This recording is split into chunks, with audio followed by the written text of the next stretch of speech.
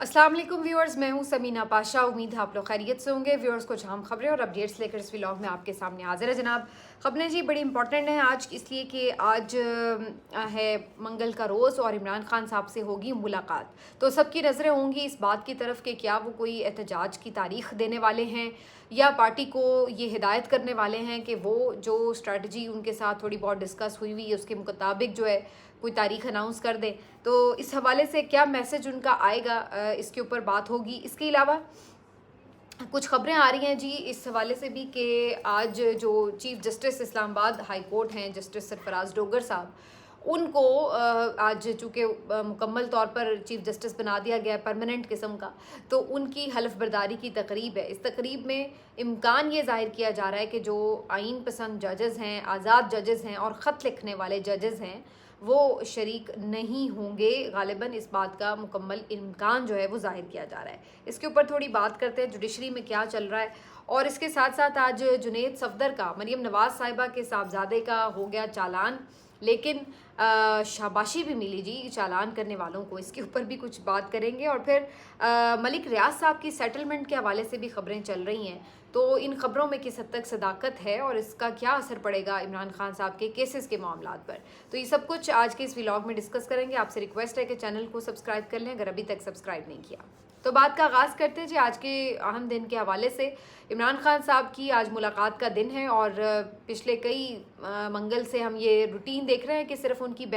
दो बहनों की बहुत ही मुख्तसर तरीन मुलाकात करवाई जाती है और बाकी किसी और की मुलाकात नहीं हो पाती। पिछली दफ़ा सिर्फ एक वकील की मुलाकात हुई थी, वो भी सिर्फ 1.5 मिनट की मुलाकात। तो बिल्कुल एक उनको कैद तन्हाई में रखा गया है, किसी से कोई राब्ता उनका नहीं है और पार्टी क़यादत से उनको कई महीनों से मिलने नहीं दिया गया। फ़िलहाल जो उनके केसेस की समातें थी वो भी आगे आगे बढ़ाती चले जा रहे हैं और कोई उनकी अडयाला में केसेस की समातें भी इसी वजह से नहीं हो रही ताकि उनका राब्ता जो है वो मुनक़ता रहे। तो ये तो एक मुसलसल सिचुएशन है जो इस वक्त चल रही है। और इसी सिचुएशन के दौरान अब एक और मंगल, और इस मंगल को ख़ास तौर पर नज़रें इसलिए जमी हुई हैं कि जो पीटीआई कारकुन हैं वो अपनी क़यादत के ऊपर भरपूर किस्म का ज़ोर डाल रहे हैं कि वो एहतजाजी तहरीक अनाउंस करें, उसका प्लान लेकर आएँ सामने। और बल्कि 10 मुहर्रम ख़त्म हुई तो अगले ही दिन मंगल के का भी उन्होंने इंतज़ार नहीं किया। मंडे से ही वो शुरू हो गए सुबह से ही कि जी अब क़यादत आए और प्रेस कॉन्फ्रेंस करें। तो क़यादत की तरफ से प्रेस कॉन्फ्रेंस तो हुई, लेकिन वो इस मामले पर नहीं हुई, बल्कि एक और अहम मामले पर हुई जिसके बारे में मैं अभी तफसील आपको बता देती हूँ। लेकिन हलीम आदिल शेख साहब ने एक अलग से प्रेस कॉन्फ्रेंस की कराची में और उन्होंने ये कहा कि हम भूख हड़ताल की तरफ जाएंगे और हम अब रैलीज़ का इनेकाद करेंगे और ये सब कुछ जो है वो इमरान खान साहब की रिहाई की तहरीक से जुड़ा हुआ होगा। तो वो कुछ अपनी एक्टिविटीज़ सिंध में करते रहेंगे और वो पहले भी करते रहते हैं, लेकिन ज़ाहिर है इसका इम्पैक्ट जो है और इसका जो मीनिंगफुल होना है वो तभी होगा जब थ्रू आउट पंजाब में और बाकी खैबर पख्तूनख्वा में, बाकी इलाकों में इसका साथ एक मूवमेंट जो है वो बनेगी। तो क्या उसके लिए क़यादत तैयार है और क्या उसके लिए कोई अनाउंसमेंट होने जा रही है, ये तो कुछ लोग क्लेम कर रहे हैं कि सारा प्लान और स्ट्रेटजी तैयार है, लेकिन वो कब अनाउंस की जाएगी इसका शायद हतमी ऐलान जो है वो इमरान खान साहब से मुलाकात की, आज की जो मुलाकात है शायद उसके बाद कुछ वाज़े प्लान सामने आ सके। तो ये इस हवाले से है। लेकिन जो एक और इम्पॉर्टेंट मामला है इसी मामले से जुड़ा हुआ वो है जी कासिम खान, इमरान खान साहब के साहबजादे की ट्वीट। तो इमरान खान साहब के साहबजादों ने काफ़ी अर्सा पहले, आपको याद है कि एक पॉडकास्ट में इमरान खान साहब की रिहाई से मुतल्लिक आवाज़ उठाई, जो उनके साथ इस वक्त एक गैर कानूनी सलूक हो रहा है। इसलिए गैर कानूनी कहा जाएगा क्योंकि ये इंसानी बुनियादी जो हुकूक हैं, कैदियों के भी जो हुकूक हैं, उनके ख़िलाफ़ चला जा रहा है। तो उन्होंने इस हवाले से भी आवाज़ उठाई थी और पूरे उनका जो केस है उसको लेकर वो इंटरनेशनल मीडिया के सामने आए थे। उस वक्त उन्होंने ये ऐलान किया था कि हम आगे भी ये आवाज़ उठाते रहेंगे ऑनवर्ड्स और मुख्तलिफ़ लोगों से मुलाकातें भी करेंगे अगर हमें करनी पड़ी। लेकिन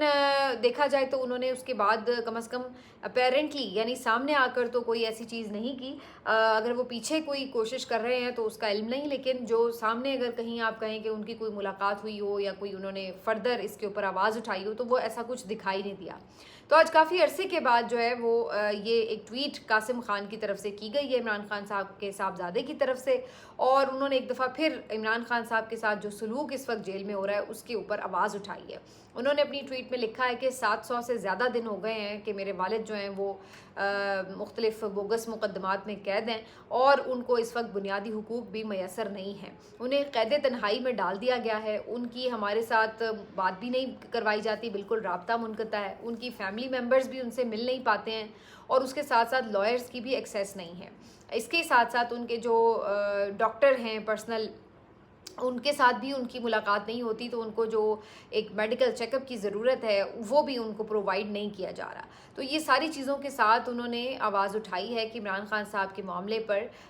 सबको ध्यान करने की ज़रूरत है कि उनके साथ ये जो सलूक है ये नाकाबिले कबूल है। तो उन्होंने इस हवाले से ये ट्वीट ज़रूर किया है और ज़ाहिर है चूँकि वो एक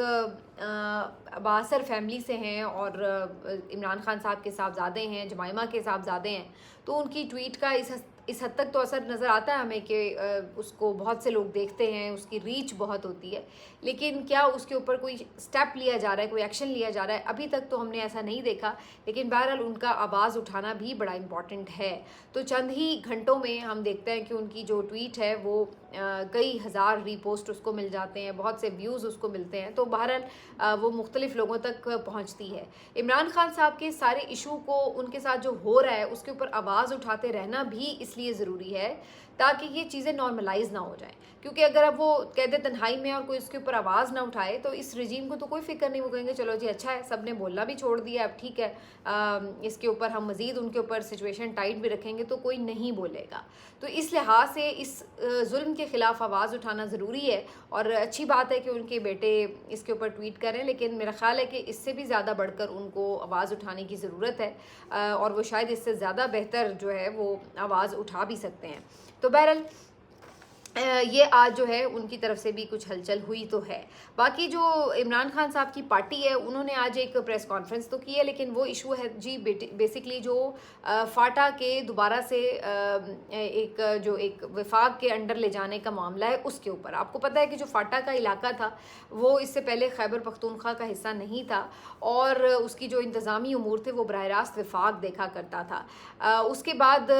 एक तरमीम के ज़रिए ये जो फाटा के इलाके हैं उनको खैबर पख्तूनख्वा में ज़म कर दिया गया था और इसका हिस्सा बना दिया गया था और मकसद यही था कि बाकी सूबे की तरह इसके ऊपर भी सूबाई हुकूमत का कंट्रोल होगा, तो जो बहुत सी बुनियादी ज़रूरियात हैं वो सूबाई हुकूमत ही मामलात को देखने लगेगी, तो उससे इन इलाकों की तरक्की और खुशहाली की तरफ जो है कदम बढ़ाया जा सकेगा। ये अलग बात है कि उसके बाद कुछ पॉलिटिकल सिचुएशंस ऐसी होती रही हैं कि बहुत ज़्यादा फिर भी उन इलाकों की तामीर और तरक्की के लिए काम नहीं हो सका जैसे कि एक्सपेक्टेशंस थी। लेकिन बहरहाल अब एक कमेटी बनाई गई वज़ीर आज़म शहबाज शरीफ साहब की तरफ से और इसमें मुख्तलिफ MPAs और MNAs भी शामिल थे KPK की तरफ से, और उसमें उन्होंने PTI के ज़्यादा लोग थे और हुकूमती लोग भी थे, क्योंकि ज़ाहिर है खैबर पख्तूनख्वा के थे उसमें नुमाइंदे, तो उसमें ज़ाहिर है PTI के ज़्यादा होने थे। तो उसका मकसद ये था कि जी ये जो फाटा से मुतालिक उमूर है उसका जायज़ा लिया जाए, लेकिन इसकी एक ही मीटिंग हुई तो PTI वालों को अंदाज़ा हो गया कि जनाब इसमें कोई उनकी तामीर और तरक्की का प्लान डिस्कस नहीं हो रहा, बल्कि उसको दोबारा से वफाक के अंडर करने के लिए शायद राह हमवार की जा रही है। और इसी सिलसिले में वो सारी डिस्कशन हुई थी। उसके बाद इसका जब दूसरा इजलास था कल के रोज़, तो उसके अंदर फिर PTI वालों ने बॉयकॉट किया और उस इजलास का, उस कमेटी का हिस्सा नहीं बने। उसके बाद उनकी तरफ से ये प्रेस कॉन्फ्रेंस की गई और उन्होंने सारी तफसीलात जो थी वो सामने रखी। आज जो PTI की तरफ से इस पर बात बड़ी इंटरेस्टिंग हुई, वो इसलिए मैं ज़रूर आपके साथ शेयर करूँगी कि ख़ुद PTI के रहनुमा ये कहते हुए नज़र आए इस प्रेस कॉन्फ्रेंस में कि बेसिकली जो मिनरल्स हैं, माइंस एंड मिनरल्स का बिल था वो जब रुका, उसके ऊपर कानून साजी रुकी, तो उसके बाद जो है ये सारी हलचल दोबारा शुरू हुई। तो इसका उनको ख़दशा ये है कि इस प्लान के तहत जो ये दोबारा से इसको सूबाई हुकूमत के अंडर से निकालना चाह रहे हैं, तो इसका मकसद ये है कि वो इलाका दोबारा से वफाक के अंडर आए और उसके बाद उसकी जो मादनियात हैं उससे मुतालिक कानून साजी भी वफाक के उसमें कंट्रोल में होगी, उससे मुतालिक अगर कोई ऑपरेशन के इश्यूज़ हैं तो वो भी वफाक देख सकेगा, क्योंकि आपको पता है कि वज़ीरिस्तान वगैरह और बाकी इलाकों में ऑपरेशन भी होता है, तो उसके ऊपर भी फिर सूबाई हुकूमत की उन्हें ज़रूरत होती है एक कॉन्सेंट की भी, ताउन की भी,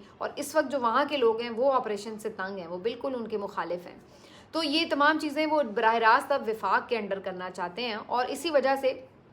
आज पीटीआई ने अपना मौक़िफ़ ये सामने रखा प्रेस कॉन्फ्रेंस में कि अगर इस तरह कोई ज़ोर ज़बरदस्ती करके कोशिश की गई कि जी सूबाई हुकूमत से ले के वापस ये इलाके वफाक को दे दिए जाएँ, तो इससे एक बहुत अनरेस्ट और बेचैनी फैलेगी, और शायद जो उधर से रिएक्शन आए वो शायद ये लोग कंट्रोल भी ना कर पाएँ। ये बड़ा खौफनाक खेल होगा जो खेला जा रहा है। उनका ये कहना है कि जो माइंस हैं, मिनरल्स हैं, उसके ऊपर जो अगर कोई वफाक फ़ैसला साजी करना चाहती है तो उस वजह से इन्होंने ये सारा प्लान बनाया है। तो अब आप देखिए कि फिर इस यहाँ पर सवाल तो पीटीआई क़यादत से भी होना चाहिए कि फिर आप क्यों इतने उतावले हो रहे थे माइंस एंड मिनरल्स बिल को पेश करने के लिए भी और पास करने के लिए भी, और आप लोग तो उसकी बड़ी उस वक्त तारीफ़ें कर रहे थे, हिमायत कर रहे थे, दिफा कर रहे थे और कह रहे थे कि जिसमें तो ऐसा कुछ नहीं है जो सूबे के मफाद के ख़िलाफ़ जाए।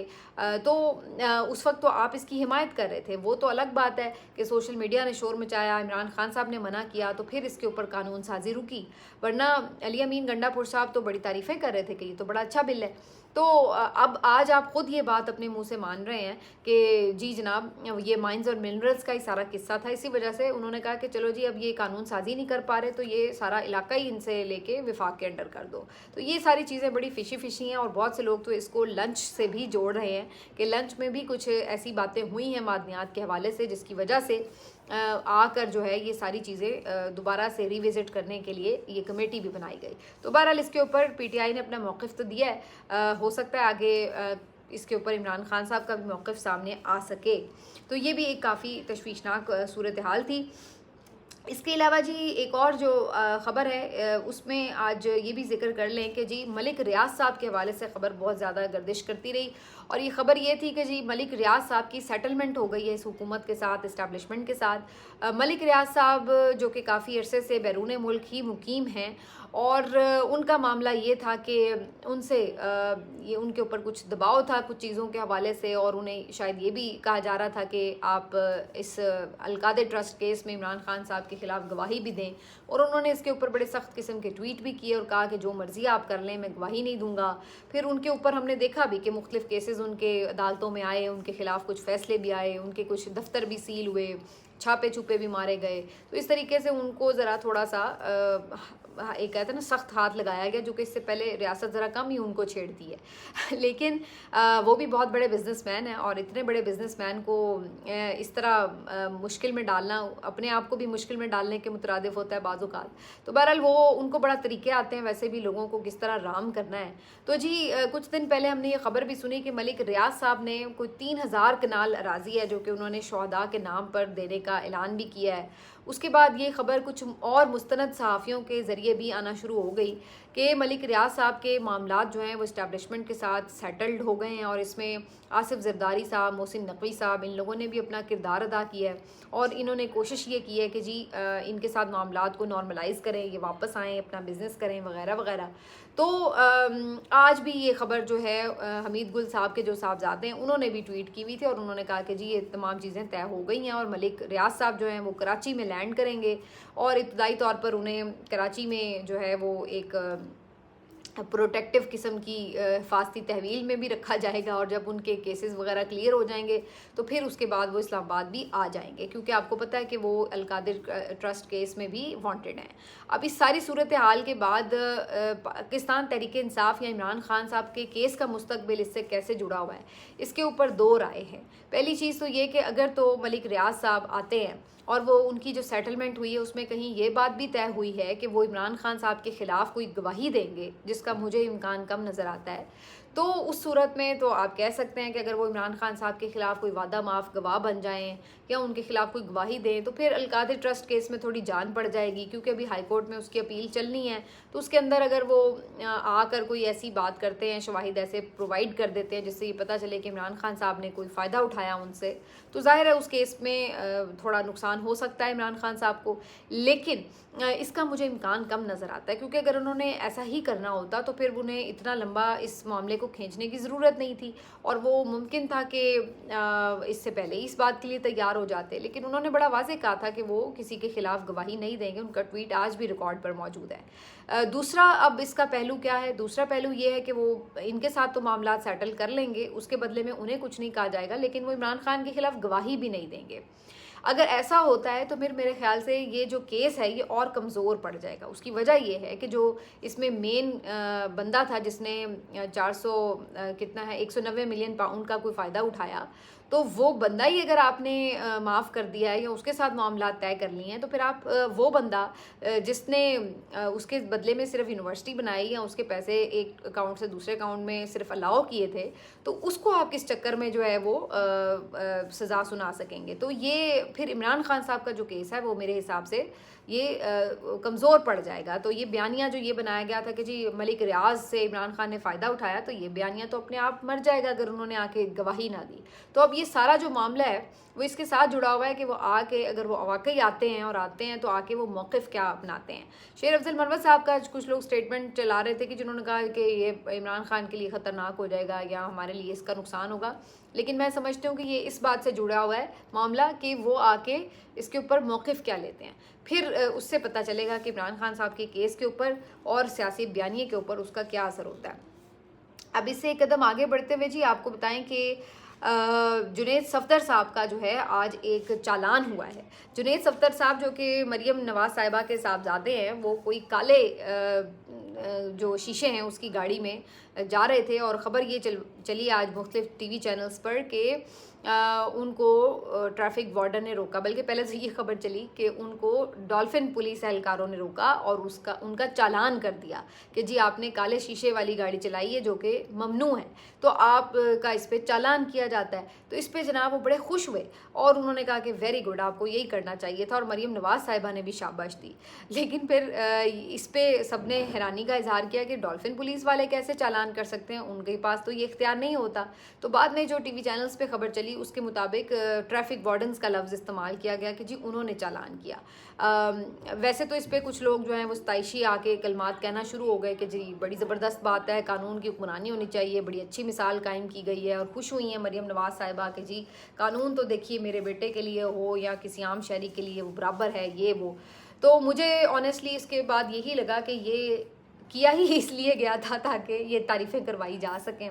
मरियम नवाज़ साहिबा को जिस कदर पब्लिसिटी स्टंट का शौक़ है, जो वो अपनी एक हर वक्त ख़बरों में रहना और अपनी तारीफ़ें करवाने के एक खप्त में मुब्तला हैं, तो उनके किसी भी एक्ट के ऊपर यही गुमान होता है कि उसका मकसद सिर्फ यही है कि उनकी कोई वाह वाह कर दी जाए कि भाई वाह वाह वाह क्या बात है जी, इन्होंने कानून की हुक्मरानी के लिए इस बात पे पुलिस एहलकार को शाबाश दी वगैरह वगैरह। तो इसमें कभी गुमान यही है कि ये एक पब्लिसिटी स्टंट हो सकता है और जानबूझ के ये इस तरह से चालान करवा के ख़बर भी चलवाई गई हो, ये बिल्कुल ऐन मुमकिन है, वरना जो डॉल्फिन वाले हैं उनके पास तो कोई इख्तियार नहीं होता। बाद में इसको शायद रेक्टिफाई कर लिया गया हो कि चलो जी इसको ट्रैफिक वार्डन कह लिया जाए, लेकिन ख़दशा मौजूद है कि ये कोई पब्लिसिटी स्टंट ही हो सकता है। वरना आम तौर पर तो जितने इनके टेंट्रम्स होते हैं, जो इनके भरम होते हैं, तो अगर सच में इन लोगों के प्रोटोकॉल्स में ज़रा 19-20 का फ़र्क आ जाए तो उसके बाद आप देखा तो करें कि ज़रा इन लोगों के